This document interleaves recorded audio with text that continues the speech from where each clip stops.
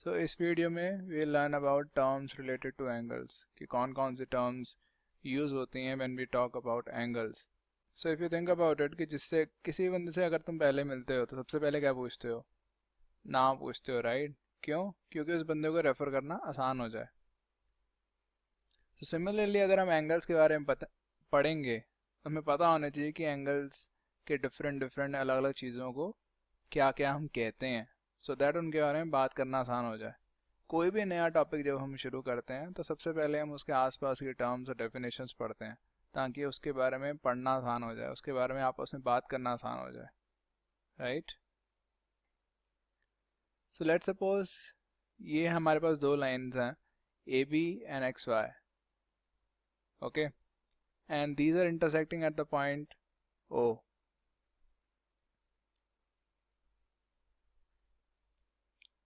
और इनके बीच में एक एंगल बन रहा है B O Y, right? We can see that A B और एक्स वाई के बीच में this angle is there B O Y. But if you think about it, ये इन दोनों लाइंस के बीच चार एंगल्स बन रहे हैं। एक तो बी ओ वाई बन रहा है, और एक ये वाला एंगल भी बन रहा है, एक ये वाला एंगल भी बन रहा है, और एक ये वाला एंगल भी बन रहा है, राइट? अल्टीमेटली ये चारों एंगल्स इन दोनों लाइंस के बीच में बन रहे हैं ना। बट ये चारों बन रहे हैं, but let's focus on the angle B O Y, जिसको हम एंगल वाई ओ बी भी कह सकते हैं। एक ही बात है, चाहे यहाँ से पढ़ना शुरू करें वाई से, चाहे बी से पढ़ना शुरू करें, B O Y angle Y O B is the same. Now angle B O Y में हम डिफाइन करते हैं जिस जिस लाइंस के बीच में एंगल बन रहा होता है उन लाइंस को बोलते हैं arms of an angle, okay. So जैसे बी ओ वाई एंगल है, ये कौन कौन सी लाइंस के बीच में बन रहा है? ओ वाई और ओ बी के बीच में, राइट? ओ वाई के बीच में और ओ बी के बीच में, तो इन दोनों को क्या बोलेंगे? इसकी आर्म्स है। वर्टेक्स क्या होता है? वर्टेक्स होता है जिस पॉइंट के ऊपर ये एंगल है, तो इसमें ओ पॉइंट के ऊपर ये एंगल है, right? So vertex of an angle. Now vertically opposite angles, तो वर्टिकली अपोजिट होते हैं जो एक दूसरे के अपोजिट हैं। सो इसमें बी ओ वाई और ए ओ एक्स एक दूसरे के अपोजिट हैं। Now the point here to understand is कि और कौन कौन से एंगल यहाँ पे पॉसिबल हैं। एक ये वाला एंगल है और एक ये वाला एंगल है, right? This is angle A O Y and this is angle X O B, right? Now angle B O Y and angle XOB, these are not opposite because these lie on a line, right? XY line पे दोनों line कर रहे हैं, BOY भी XY line पे है और XOB भी XY लाइन पे है, तो ये दोनों एक ही लाइन पे है, तो ऑपोजिट तो नहीं है ये। वैसे ही AB लाइन अगर देखी जाए तो एंगल AOI भी AB लाइन पे है और BOI भी AB लाइन पे है, so these are not opposite. Angle AOX और BOI हैं दो एंगल जो दोनों एक लाइन पे लाई नहीं करते हैं, so that's why these are called vertically opposite angles. Similarly, angle AOI, this angle, and XOB, these are also vertically opposite angles. ठीक है? Now यहाँ पे देखा भी जा सकता है, इन दोनों को हम डिफाइन कर रहे हैं कि जो अपोजिट होते हैं उनको वर्टिकली अपोजिट एंगल्स बोलते हैं, राइट? सो ये टर्म्स हमें हेल्प करेंगे बाद में जब हम बात कर रहे हैं। तो जैसे हम बोलेंगे कि वर्टिकली अपोजिट एंगल्स हैं तो हमें पता लग जाएगा कि अच्छा इन दो एंगल्स के बारे में बात कर रहे हैं, राइट?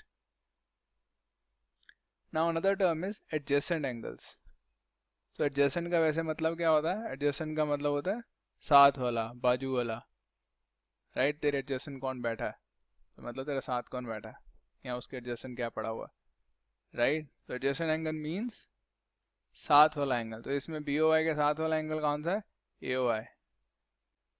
बी ओ वाई के एक और साथ वाला एंगल है विच इज दिस एंगल। ये वाला एंगल भी बी ओ वाई के साथ वाला है, साथ देखा जा सकता है। इट्स सिंपली कि साथ वाला मतलब जो साथ में जुड़ा हुआ है, जैसे बी ओ वाई के साथ ए ओ वाई जुड़ा हुआ है वैसे बी ओ वाई के साथ एंगल एक्स ओ बी भी जुड़ा हुआ है, राइट? बट यहाँ पे एडजस्टेंट होने के लिए तीन कंडीशन सेटिस्फाई होनी चाहिए। तीन कंडीशंस हैं, एक तो कॉमन वर्टेक्स होनी चाहिए, सो इसमें कॉमन वर्टेक्स की हमारी वो है, कॉमन आर्म होनी चाहिए, सो AOY और BOY में कॉमन आर्म कौन सी है, OY, और BOY और XOP में कौन सी है, OB, और non common arms on different sides of the common arm, so common arm AOY और BOY में कौन सी थी, OY, और इन दोनों एंगल्स की नॉन कॉमन आर्म्स कौन सी हैं, सो AOY की है OA और BOY की कौन सी नॉन कॉमन आर्म है with respect to AOY OB, so OA and OB are the non-common arms of these two angles and OI is the common arm, so common arm के दोनों different sides पे हैं non-common arms, right, so OA is on this side and OB is on this side of the common arm, right, so तीनों conditions satisfy हो रही हैं, इसलिए ये adjacent angles हैं, so ये है एक अंडरस्टैंड करने के लिए, बट अल्टीमेटली आपको सामने नज़र आ रहा है कि एंगल BOY और AOY दोनों एडजेसेंट एंगल्स हैं, राइट, सो अगर देखा जाए कि कोई भी कंडीशन अगर सेटिस्फाई नहीं होती है इन तीनों में से तो वो साथ एडजेसेंट एंगल्स नहीं होते, मतलब वो साथ साथ वाले एंगल्स नहीं होते, राइट, तो जैसे फर्स्ट एग्जांपल लिया जाए, इस केस में एंगल BOY और एंगल OYZ में कॉमन आर्म है which is OY, this is the common arm, OY is the common arm, but इसमें कॉमन वर्टेक्स नहीं है क्योंकि BOY की वर्टेक्स है O और यहाँ पे OYZ की जो है वो है यहाँ पे Y है, राइट, सो इसमें कोई कॉमन वर्टेक्स नहीं है, सो इसलिए ये एडजेसेंट नहीं है, और सामने देख के ही पता लग रहा है कि दोनों साथ साथ वाले एंगल्स तो है नहीं, ये तो यहाँ पे है और ये यहाँ पे है, राइट,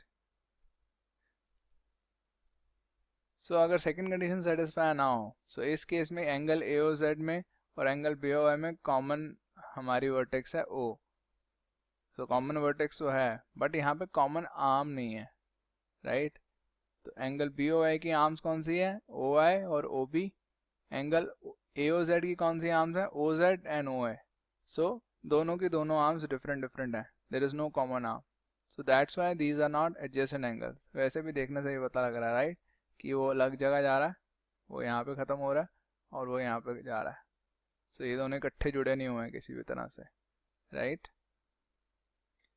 सो अगर थर्ड कंडीशन सेटिस्फाई ना हो तो इसमें अगर हम देखा जाए एंगल BOY और ZOY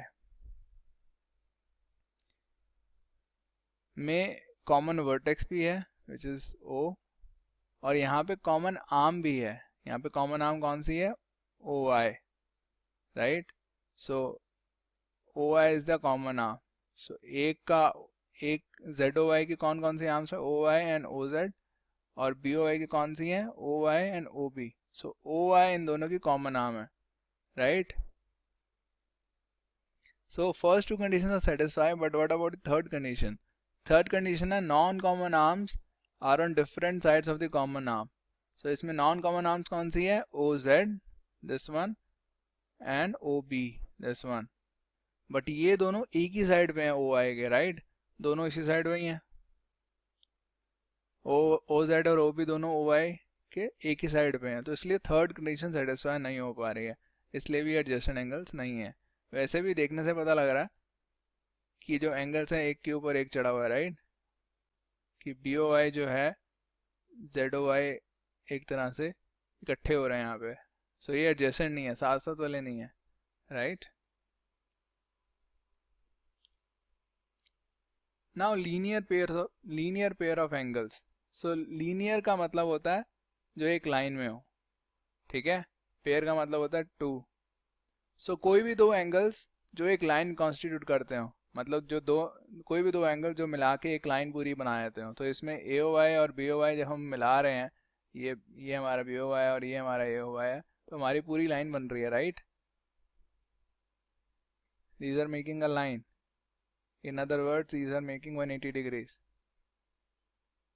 because a line is 180 degree, right, so इस केस में क्या है, इनको हम बोलते हैं linear pair of angles, AOY और BOY को, सिमिलरली कोलिनियर पॉइंट्स क्या होते हैं, वो पॉइंट जो एक लाइन पे लाई करते हैं, ओके, लीनियर मतलब लाइन, सो कोलिनियर मतलब जो एक लाइन पे लाई करते हैं, तो इस केस में क्या है हमारा A, O and B are collinear points because they lie on a single line A or B, whereas non-collinear points are जो एक लाइन पे लाई नहीं करते हैं. सो इस केस में ए बी और वाई एक लाइन पे लाई नहीं करते हैं ना, right? So these are non collinear points. Now let's look at angles of different measurements. तो अलग अलग depending on the measurement of an angle हमने उनको अलग अलग नाम दिए हुए हैं. सो लेट्स स्टार्ट विद सबसे सीधा angle which is right angle. तो इसमें क्या होता है, हम सिंपल इसमें it is equal to 90 degree और इसको बोलते हैं राइट एंगल, सीधा एंगल. ठीक है. सो एंगल बी ओ सी यहाँ पे इज़ अ राइट एंगल. अगर इससे कोई छोटा एंगल होता है तो उसे हम बोलते हैं छोटा, क्यूट एंगल. तो not really cute, it's acute angle.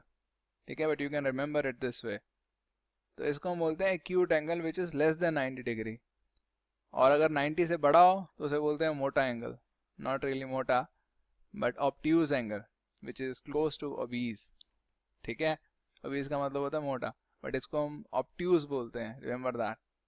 Obtuse is greater than 90. तो इसके इसमें ऑब्ट्यूज एंगल कौन सा है, AOY. Right, you can see that AOC is a right angle. Right, so AOC is a right angle. अब ये AOC से बड़ा है AOY, तो इसलिए ये ग्रेटर देन 90 है, इसको ऑब्ट्यूज बोलते हैं. और स्ट्रेट एंगल क्या होता है, स्ट्रेट एंगल होता है सिंपल, जो एक स्ट्रेट होता है. स्ट्रेट मतलब पूरा लाइन होता है. तो स्ट्रेट, सो इसमें AOB जो पूरा है हमारा, AOB जो पूरा है हमारा, इसको हम स्ट्रेट एंगल बोलते हैं. It is always equal to 180 degree, क्योंकि पूरी लाइन कंप्लीट करता है स्ट्रेट एंगल. नाउ एक लास्ट होता है रिफ्लेक्स एंगल, जो एक लाइन से ही बड़ा होता है. तो इस केस में अगर हम देखा जाए रिफ्लेक्स एंगल कौन सा हो सकता है, तो जैसे हम यहाँ से देखना शुरू करें, B से लेकर शुरू हो रहा है A, 180 डिग्री हो गया. अब यहाँ से C तक पहुँच गए, राइट? सो इस केस में angle BOC is a reflex angle which is because it is greater than 180 degree. Now last एक दो टर्म्स रह गई हैं. सो कॉम्प्लीमेंट्री का क्या मतलब होता है, कॉम्प्लीमेंट्री होता है जो एक के साथ एक फ्री मिलता है, राइट? बट इसमें यहाँ का मतलब है कि जो एक के साथ एक मिलके 90 डिग्री बनाते हो एंगल, तो उनको हम कॉम्प्लीमेंट्री बोलते हैं. सप्लीमेंट्री होती हैं तो दो एंगल्स मिलके 180 डिग्री बनाते हो. ठीक है. So these are the various terms that we have learned, जो हमने इस वीडियो में पढ़ी हैं ये सारी terms. Just look at them और थोड़ा बहुत याद करने की कोशिश करो, बट अगर याद नहीं हो रही तो ज़्यादा परेशान मत हो. मैथ्स इज़ नॉट अबाउट रट्टाफिकेशन. सो जैसे जैसे प्रॉब्लम सॉल्व करोगे वैसे वैसे तुम्हें ये याद होती जाएंगी. अल्टीमेटली तुम्हें थोड़ा बहुत चीज़ें पता होना चाहिए. अच्छा, इसका मतलब ये है और इसका मतलब ये क्यों है. जैसे एडजेसेंट का मतलब होता है बाजू वाला, तो तुम्हें पता होना चाहिए उसका मतलब ये है. वर्टिकली अपोजिट एंगल, कुछ कुछ चीज़ें तुम याद रखने की कोशिश करो, बट थोड़ी बहुत चीज़ें तुम्हें जैसे जैसे तुम करोगे, प्रॉब्लम सॉल्व करोगे, इनको यूज़ करोगे टर्म्स को, वैसे वैसे याद होती जाएंगी. ठीक है.